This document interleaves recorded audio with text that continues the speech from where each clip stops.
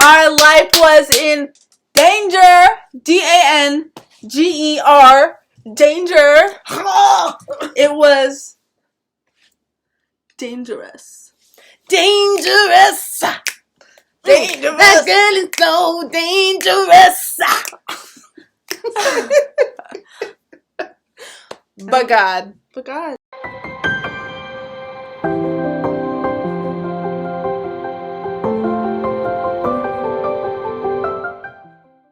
So, 2 years and a bit later, and we're finally here recording the video. Yep. This video. Yep. Part 1.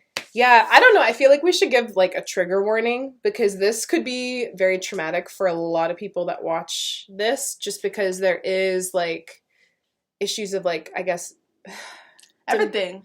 Literally everything. I don't even know what to say. It's like domestic abuse and stalking and spiritual warfare and harassment and like, I was going to say like attempted, but I don't really know. None of us really know like to this day. But anyways. It's just, if you don't want to hear like a crazy story, like you're about to go to sleep or something. Like, maybe don't. Not. I mean, but if you want to see how God is like sovereign and how he is amazing and good and he loves us and he protects us from like crazy, legit evil people, then stay tuned. Because this is probably the craziest story of our lives, hand down. But hands down. And this channel that we're making is literally just to encourage you, to let you know that God is so much bigger and greater than whatever circumstance you may be in. So I hope that if you are here, that this blesses you, that if you're going through like a period or a season of fear, that you can listen to our story and see how God helped us when we felt like we were on our own.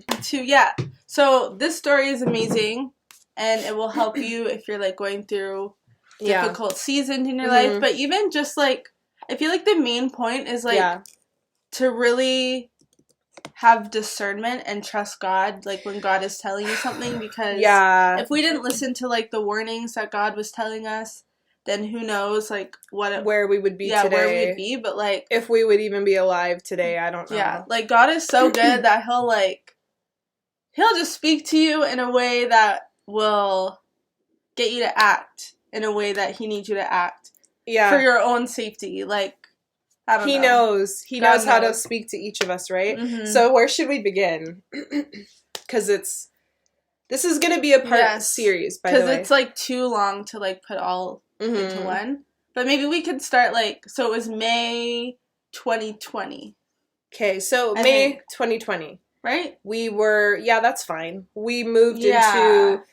even before then it kind of started, but whatever. Yeah. So May 2020, we were both living in newer places because we were literally there for like, a month and a bit? Yeah, we just had got into our places. Yeah, literally just got settled, just was starting to unpack and make everything homes for us in our different places. We didn't live together at the time. Yeah. And I was living with a roommate. And this roommate was somebody that once upon a time I called my best friend. She was really close with like all of us. She was like a family. She was. Yeah, we pretty much considered her like family at one point. Yeah. But she's somebody who she said she was my best friend. When we met her, she was a Christian.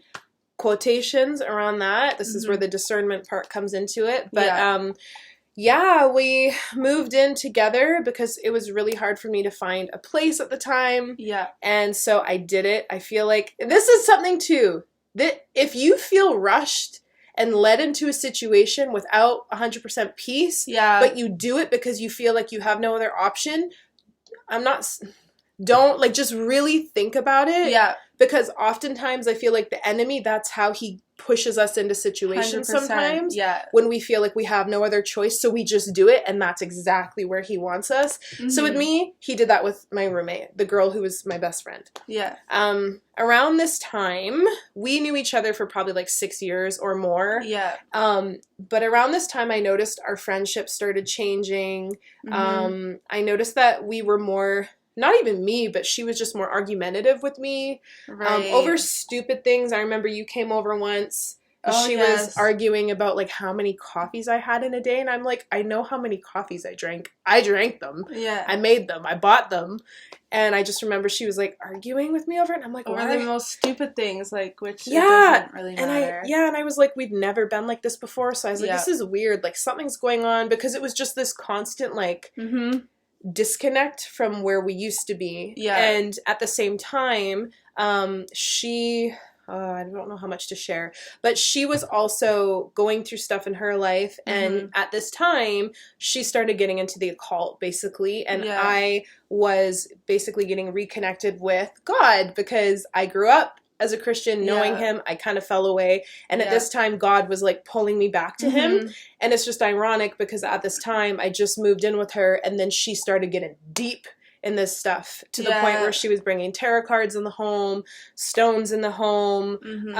She had, like, pendulums, like, all sorts of crazy stuff, and, like, witchcraft calendars on the wall. Cool at all. Yeah. So at this time, like I said, there was a lot of stuff changing, and I remember, like, one day, when I was outside, I remember hearing a voice, basically just, like, in my head, saying, like, you can't trust her, and I was like, that's random. Yeah. And I was like, whatever. And I kind of just ignored it and went about, like, my days. Yeah. Until she told me about her boyfriend. Just, you know what? This is for God, so whatever. Like, so basically she ended up dating somebody who was involved in Satanism. And to the degree that, like, she just, like, emotionally vomited everything one day and was just like, yeah, him and his brother have killed people before, and, you know, they had illegal guns and gun possession charges and all these things. And she also told me, oh, they're also part of, like, a neo-Nazi hate group. And I was like, and you probably can't tell because I got my hair, but we're mixed. So we're part African, Indian, Scottish, right? And so, you know, when my hair's curly, people know I'm black, but when it's straight, they don't. But so for me, at this time, when I started hearing all these things, my roommate, who was supposed to be my best friend, knew I already had issues with, like, racism and stuff. And then she said that, and I was like, what? And then she started telling me just stories about, like, how her boyfriend was when they would go shopping at the malls, and how they would literally go call people out.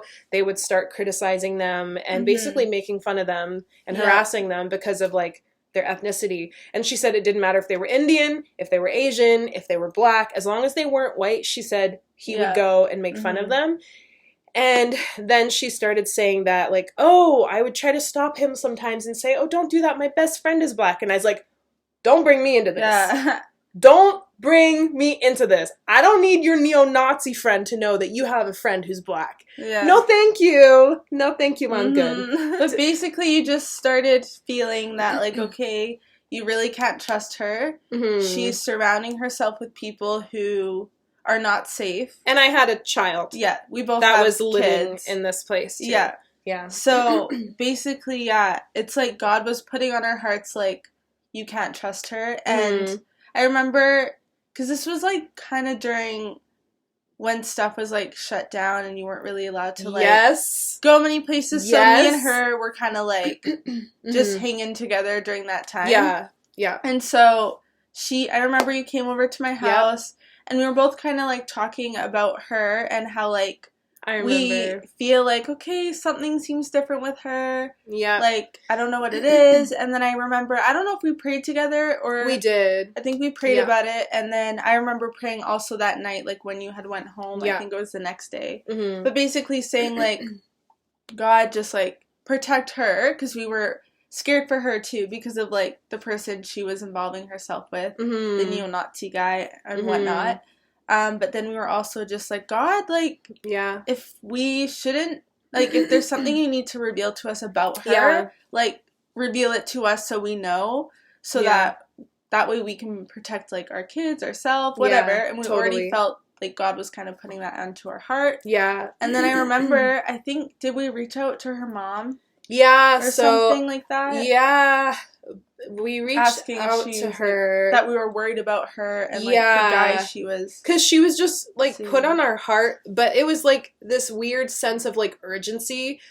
I don't know how to explain it, but if you've been in this situation before, it's like it won't leave your mind. Yeah. It's like God had it like constantly on my mind, my heart, and hers at the same time. Yeah. To be like, okay, something's not right. I was already thinking something's not right. But I remember when I went to her place, she was like, yeah, like something's weird. Let's pray. Yeah. And then I reached out to her mom just saying like, hey, I'm concerned about your daughter. Like, I hope she's okay. Yeah. She didn't respond to me for, I think, a day. But then the next morning, she sent me Psalm 91. Mm-hmm. And if you know Psalm 91, that's basically a chapter all about, like, God's protection from, like, your enemies. And it's very interesting. Very fitting for what's to come in this story, for sure. So I'm like, why did you send Psalm 91? Yeah, that's weird. And just ignore the fact that I was, like, asking if your daughter's okay. Yeah.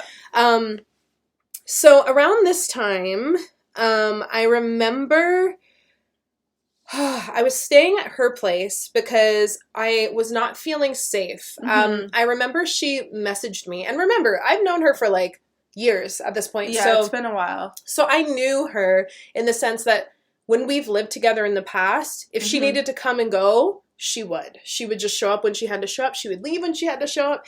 And I remember this one day, she messaged me and she was like, hey, are you going to be home on Saturday? And then I was like, why are you asking? Like, if I'm going to be home Saturday, I'm like, I live here. Obviously, I'll most likely be home. Yeah. But she was like, yeah, like, I'm just wondering if I could, like, come home on Saturday. And I'm like, what? I'm like, I mean, you live here, like, you don't need to ask permission. And like I said, in the past, we've lived together, so she's never once asked me to come over. So in my head, I was like, why? What are you planning? Who are you bringing over? Why are you asking for permission, right? Yeah. So immediately, again, because we were already having these feelings kind of already in our, like, hearts and minds, like, something's not right. I don't know what it is, but something's not right. Yeah. When she said that, I was like, I cannot be here for Saturday. Yeah. I don't know what's going down, but I can't be here for Saturday. Mm-hmm. So I remember just grabbing, like, a little backpack full of stuff for myself and my son. Yeah. And I remember going to my sister's house, and I told her, like, she understood. Oh, yeah. But I told her why. Because the thing is, like, remember how she said that, like, she was dating someone who was a neo-Nazi and all these things? Like, I remember her also telling me, like, the exact same things about him and how my sister, like, was worried about him. So, like, she knew my sister was worried about him, but she also told me all these things, too. So I was like, yeah, you can come over. Like, I totally understand, like, why you feel unsafe. Yeah, so, totally. Yeah. So I stayed with my sister. Sorry, my throat. And then at this time... because I don't know, I had a really weird feeling that, like, something weird was supposed to happen. Yeah. And I remember on the Saturday, I'm just trying to remember because so many things happened. There were so many And I'm like, what happened first? What happened next? So I was at your place, and then my son's father and I...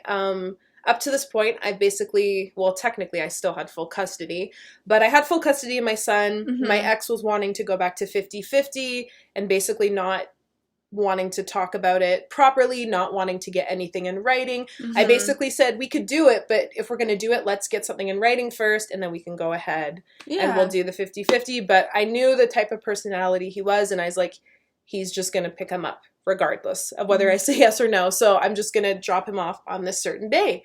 So I remember we planned for the Monday, I believe it was, to drop him off. Mm-hmm.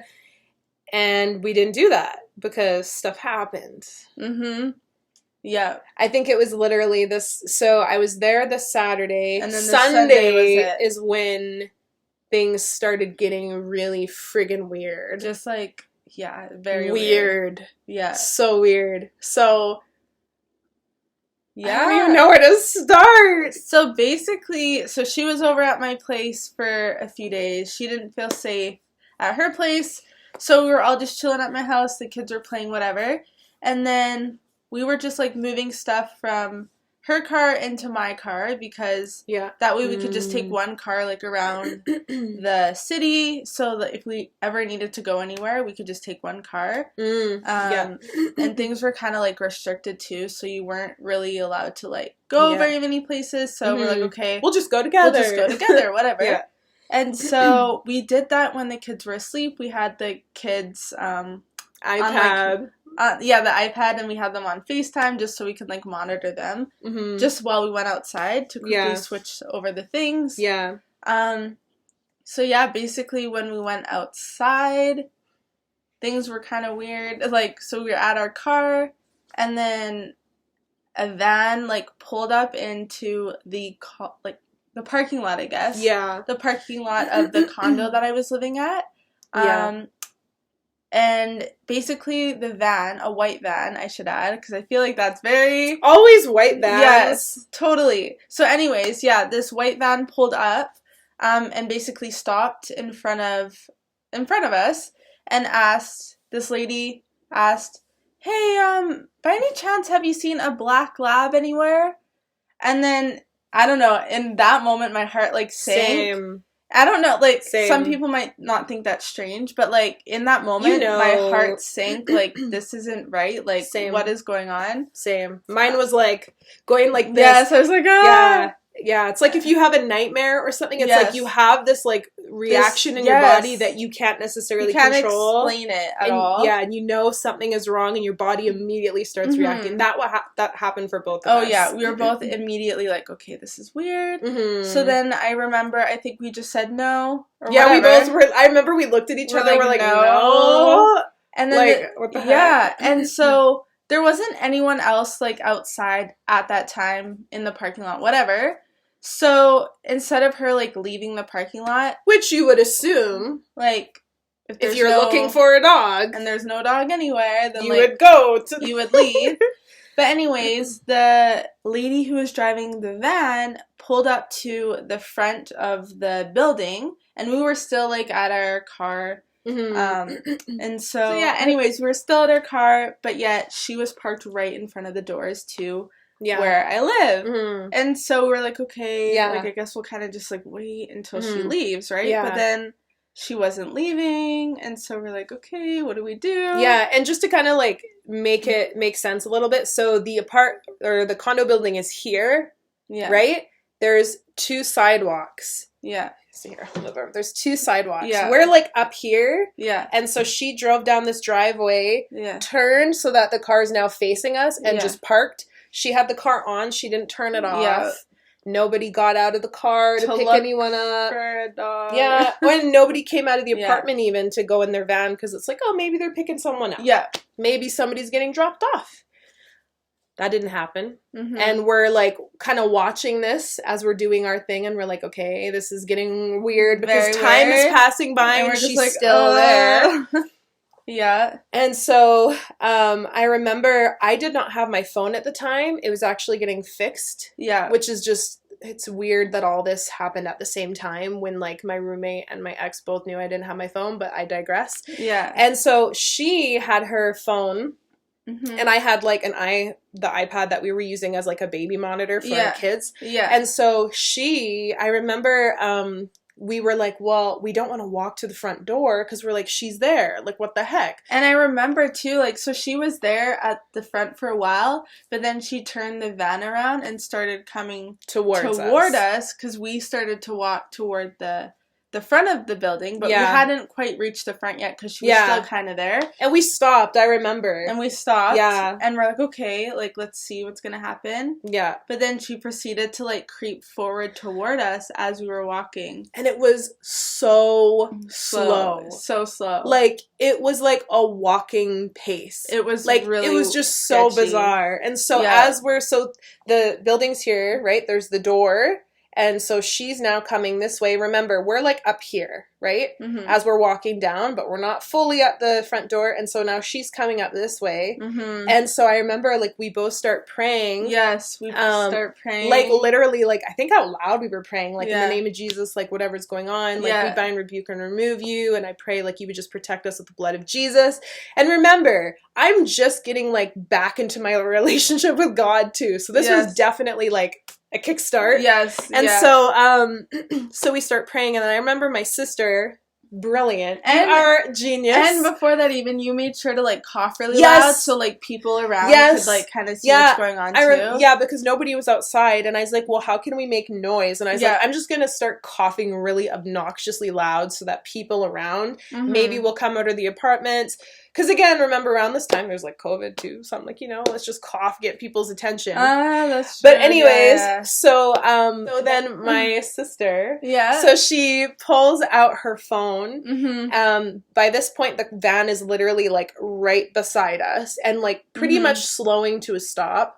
And she grabs her phone and she basically aims it like right at them to make it look like, hey, I'm recording you. Yeah. And she ends up getting like moving video or whatever of the car. Picture, yeah. And so as soon as she pulled the camera out to be like, we're filming you right now. If you guys are gonna like, because they didn't know maybe we were doing a live, right? Literally. So as soon as the driver saw that, she drove away. Yeah. Literally in that instant. Then she sped up. She was gone.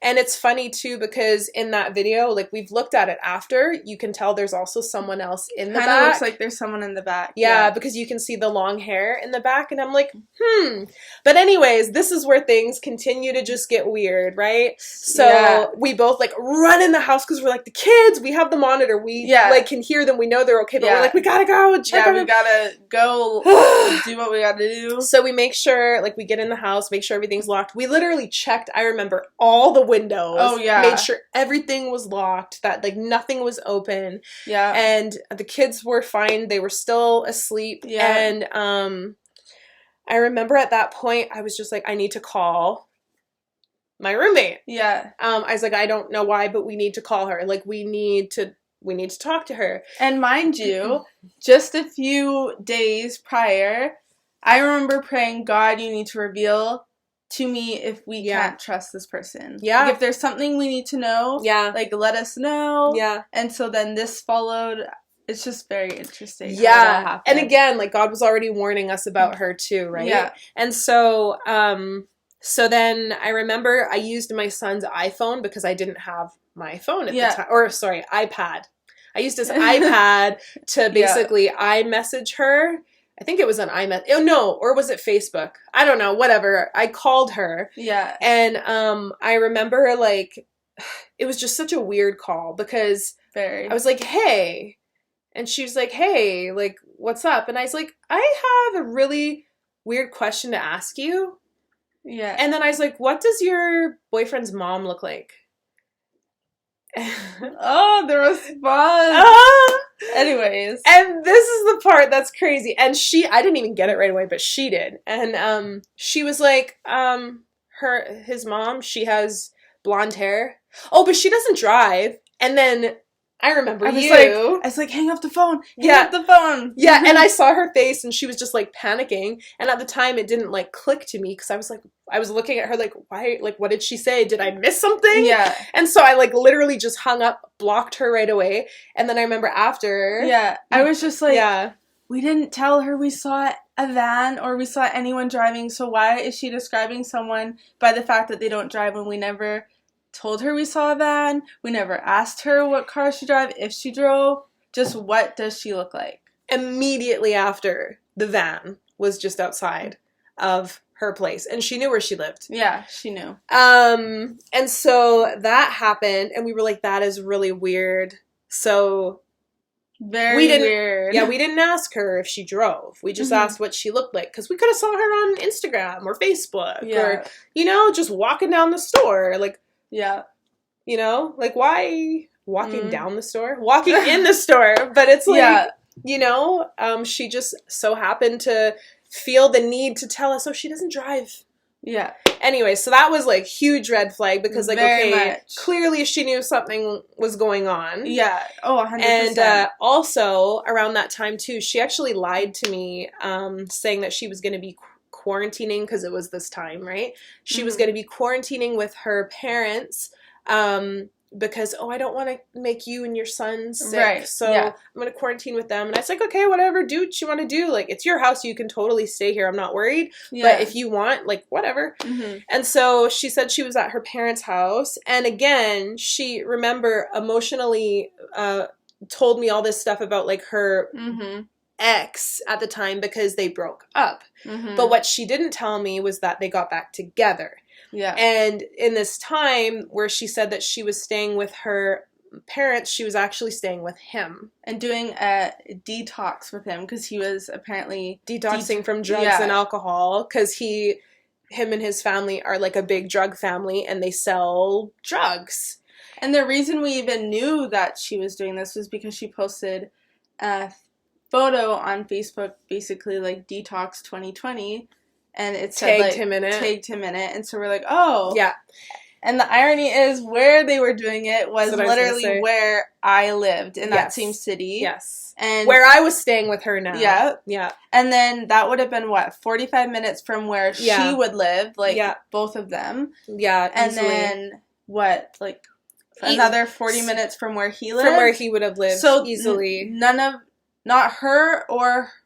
Her boyfriend lived in that city. So it's just weird that they chose to detox. Stay there in a hotel in that city. While I was also in that city because I didn't feel safe being home. Yeah. So you weren't there. At my house. So I wasn't even at my house, but just for some reason, all these things started happening in the city that I was now with her. Yeah. And so that was like the first weird thing that started happening. But then it started to get worse because more things kept happening. Yep. And so that happened. And remember, at the same time as well, I was supposed to be getting ready to drop my son off with his father. But we now, at this point, because I didn't feel safe staying at my place, but now I'm with her. And now I'm like, well, we don't even feel safe here now. Yeah. Because like now stuff seems to be coming here. Yeah. So we're like, well, maybe we should just stay at like hotels. And because I remember like the Sunday when that incident happened, like we didn't sleep pretty much that whole night. No, we didn't. Because we were like, we did not feel safe at all. No. So like the next morning, this is also interesting too because I guess we should add this to why we didn't also feel safe at my place because more stuff happened the next day. Exactly. Sorry, guys. So before we actually went to get the drinks and everything. A little bit, Yeah, so we were, because we went to the parking garage because we took her car now. So remember, we moved all our stuff into one. Her car was in the parking garage. Mine was upstairs, like outside. Yeah. But hers was underground. And I remember when we were like getting everyone in the car, the kids in the car and everything, her property manager was in the parkade. Mm-hmm. And I remember like just looking at him and having a really weird feeling. And I'm like, that's so weird. And I remember you made a comment like, oh, he's always down here like cleaning and stuff. And I was like, in the parkade? Like in the parking garage? I was like, that's kind of weird. I was like, but whatever. Very weird, yeah. Yeah, I was like, maybe he's just wants to get the dust off. Like, that's weird, but whatever. Yeah. So then, that happened. Then we got up to the main floor parking, like where all the other visitors and everything were. Yeah. And we're like... So we drive up to where my car is so that I can grab a few more things from my car to bring into our car. Because we didn't get everything because of what happened. There's a little incident. Yeah, and so I'm grabbing a few more things, and we're still not feeling safe, so I had it on purpose so that her car was, like, right beside my car so that I felt protected. Like, yeah, so I could just move stuff over. But I was, like, outside, obviously. I had the trunk open, and I was just grabbing stuff, right? Yeah. And as I had the trunk open... You know how you could tell when somebody's, like, watching you out of the corner of your eye? And you also had was it the passenger side door open? It was open. Yeah. Yeah. So I had the passenger side door open, the trunk open as well. Yeah. And so basically, if we go back to the illustration before, there's the apartment doors, and then on the side, there's, like, the garbage. Mm-hmm. And so where my car was parked was still up here because we didn't move it. But now her car is parked beside. So there's two of our cars. I'm here.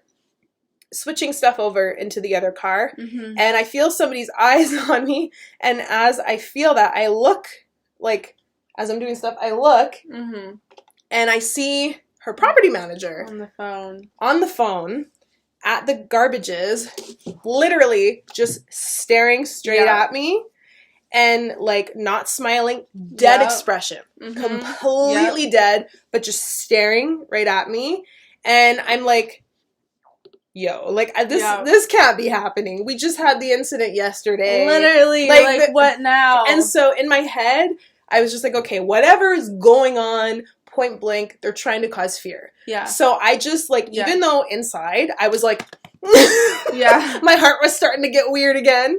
But even though, like, that's how I felt on the inside, on the outside, I was like, I'm not going to show fear because that's what the goal is right now. Oh, yeah. So I'm just going to act like, that's fine, I don't see him. And so I kept putting stuff in the car, but at the same time, I'm praying in my head. Yeah. So again, I start praying, like, Lord, in the name of Jesus, I don't know what is going on, but, like, I bind, rebuke, and remove whatever is trying to cause us harm or make us fearful, or if there is something going on, like, we pray it wouldn't prosper. Yeah. Whatever. And so this is where it gets crazy. Yeah. So he's there on the phone. So I keep, like, every once in a while, like, checking, like, to see if he's still there. And he's literally, like, frozen like a statue. Yeah. Just staring, and I'm like, this is weird. And then all of a sudden, remember, there's 2 sidewalks.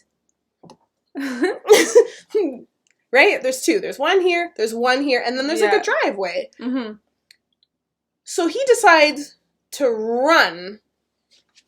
It was like a charge. It was like a really fast It was walk. Like this. Yeah, but I remember his arms were just like so this. Fast. And he's staring straight at me, going like this time.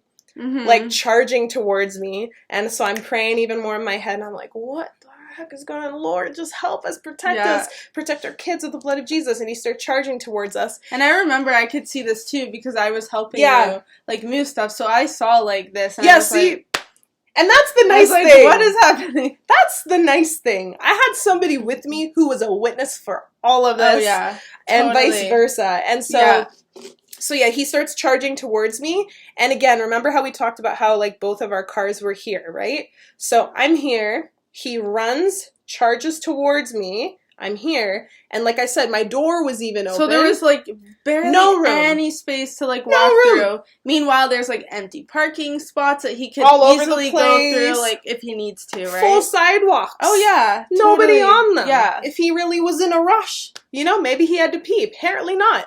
But, like, he charges up to me. Yeah. I'm here. And then as soon as he gets maybe, like, this far away from me, he starts just walking like a normal person. And just, like, slowly walks away. It's weird because it's almost like he couldn't touch me. Yeah. As soon as he got close to me. And I was just like, what is going on? This is weird. And he literally just, like, walked away. And that was it. That was it. And again, I was like, okay, this is fear attempt number 2. Intimidation, fear. Yep. Yeah. And it doesn't even end there. No, it doesn't. So what I think we're going to do is we're going to stop this here and make this, like, our part 1, because it's already getting long. It's really long. Yeah. And that way we can continue in, like, a part 2, part 3. Yeah. And just elaborate. But I want you to stay, if anything, stay tuned to the end. Yeah. Because that's when you'll start to hear about the crazy things God starts to do. Yeah. How he protected us. And how he literally showed other people that he was protecting us. Oh, yeah. So crazy. Yeah. So, again, we don't share the story to make you feel fearful or scared. No. If anything, we want you to know that, like, God is such a good God, and he can keep you safe, and he can protect you from anything. Oh, yeah. The things 100%. That we are not even aware of sometimes, right? Yeah. And so, so this is the part 1. Part 1. Of, like, our lives were in danger. Yep.